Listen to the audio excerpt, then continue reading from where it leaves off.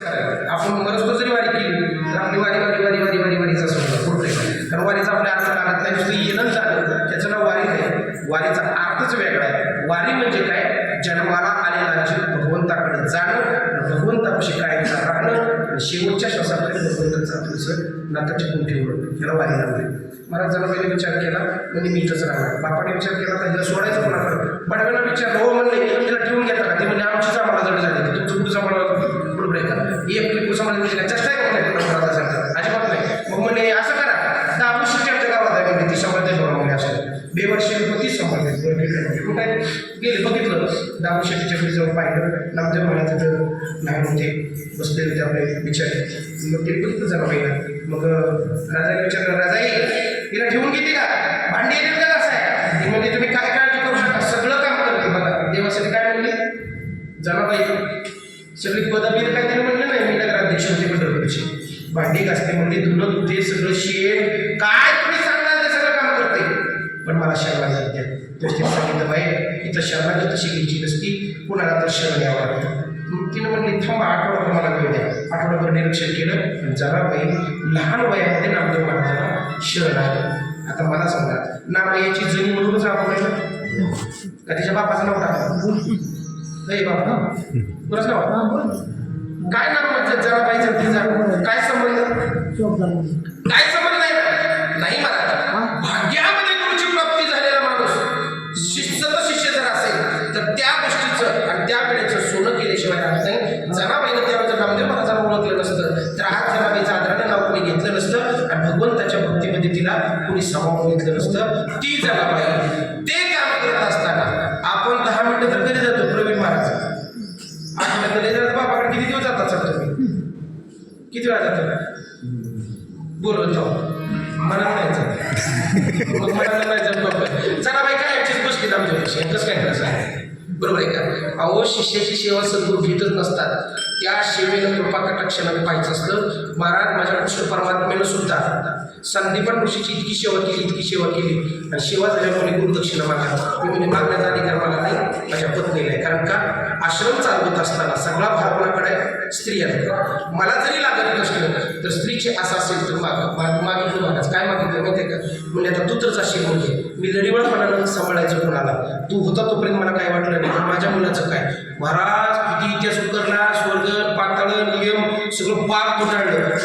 स्वतःची लेकरं जिवंत केली नाही ती बरोबर आहे का, स्वतःची भाचं आधी भाऊ मेलं बहिणी मेल्या त्यांना जिवंत केलं नाही, पण सद्गुरूचा मुलगा जिवंत करून दिला कोणी, फक्त आणि फक्त कृष्ण परमात्म्यानं का गुरु आज्ञाला इतकं होतं नाही. महाराज तुम्ही मी गुरु आज्ञा पाळू शकत नाही. तसं जनाबाईने काय केलं नामदेवाची सेवा केली आणि तो देव इतका हृदयात बांधून ठेवला, देवाला वळवळ नाही करता आली. बरं म्हणून तीच जनाबाई तिच्यासारख्या शिव्या कोणी देवाला घातल्या नव्हत्या का, तिला माहित होतं जणी म्हणली देवा तुझा उलटा खेळ आहे मला माहिती म्हणली, तू तुझी भक्ती करायला लागला ना त्याला 100% अडकवल्याशिवाय राहणार नाही.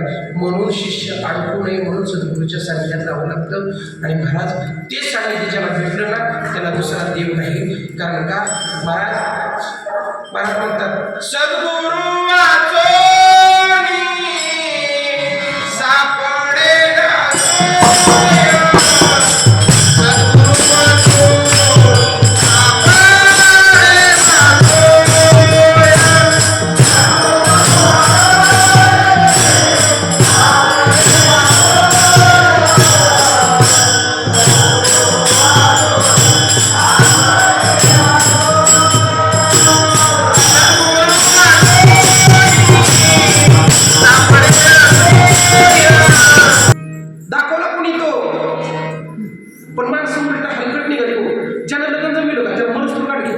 चांगलं जाईल जर इसकं लागलं ना त्याला शिवे द्यायशिवाय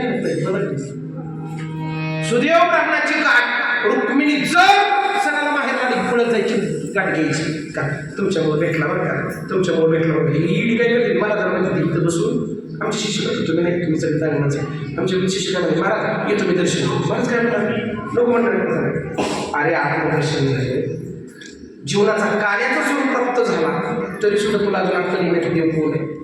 अहम ब्रह्मास्मी कोण आहे मीच देव आहे. पण का असं वाटत नाही आपला हलगटपणा कोणी दिसतो आपल्याला चावटपण आहे ना त्याला आपण आत्मसुख देऊ शकत नाही. महाराज म्हणतात घ्यारे आत्मसुख उघडा ज्ञानदृष्टी यावेळी चावटी नका करू.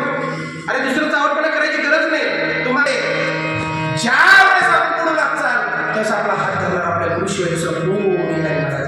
कारण का ज्यावेळेस यम सुद्धा चालून येईल त्यावेळेस गुरु आपले पुण्याच्या रूपाने साक्षीदार राहतात आणि सांगतात की माझं गिराईक आहे, हात लावायचं नाही, काही बिगर लेबलचं नाही, लेबलचं कुत्र आहे, कुत्र आहे कोणत्याकडचं आहे. बरोबर आहे का महाराज. समर्थाच्या घरीचं स्वान त्याशी सर्व ते इमान तैसा तुझा दिल हा कोणाचा कोणाच्या कुत्र्याचा सुद्धा आपण करू शकत नाही. बरोबर आहे. आणि गरीबाचा माणूस मी तर कुणी विचारित नाही. बरोबर आहे. मोठ्याच्या शिवीला जर धक्का लागला तर म्हणतो काय सांगतो शिवीला, काय सांगतो शिवीला कशामुळे. मग मला सांगा समर्थ कोण आहे या जगतामध्ये. फक्त संत आणि सद्गुरू समर्थ आहे.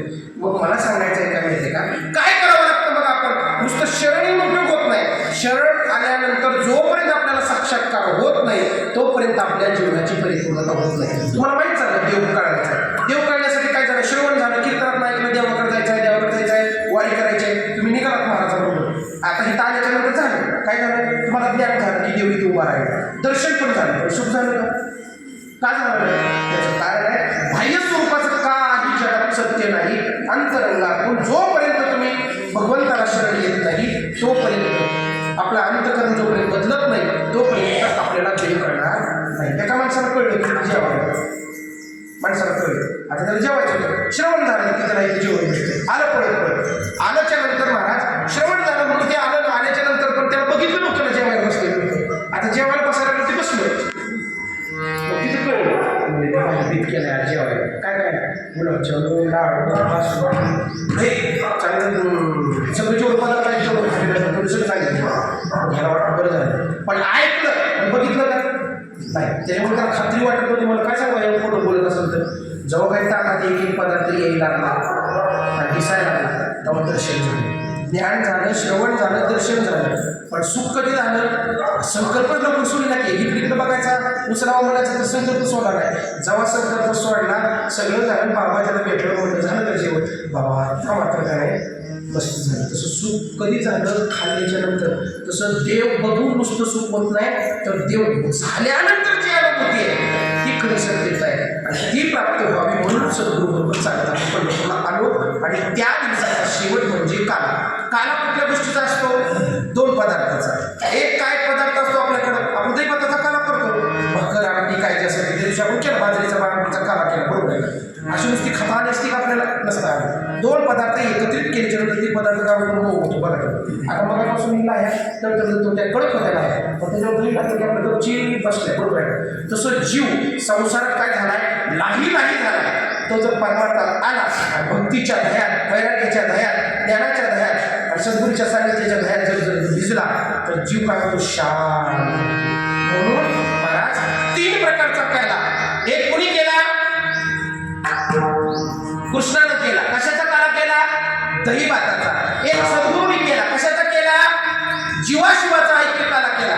आणि एक साधू संतांनी केला तो म्हणजे कुठला वाळवंटातला हरिनामाचा खिचडी काला. म्हणून महाराज काल्याच्या दिवसाला का प्रचंड पडत आहे तर सगळं काही झाल्याच्या नंतर माणूस कुठं बसतो, प्रसाद घ्यायला. पण प्रसाद घेताना प्रसाद जिथं घेतला जातो किंवा ज्याच्यावर वाढला जातो ते पात्र मात्र स्वच्छ पाहिजे. महाराज म्हणतात पाहे प्रसादाची वाढ द्यावे कोणी कोणचं ताट, हे 3.5 लाखाचं ताट घेऊन द्यायचं. आपण म्हणतो बघा घेतलंय हे ताट घेऊन किती पुस्तक तरी का हे ताट आणि ह्याच्यात जो प्रसाद पडणार आहे ह्याच्यात कुठला प्रसाद पडतो, नामचिंतनाचा. आणि तो प्रसाद आपल्याला आज सद्गुरूच्या रूपानं भेटणार आहे. पण काल्याच्या प्रसंगाला नियम आहे. बरोबर आहे का, काल्याच्या कीर्तनात इतर दुसरं काही बोलून जमत नाही. वारकरी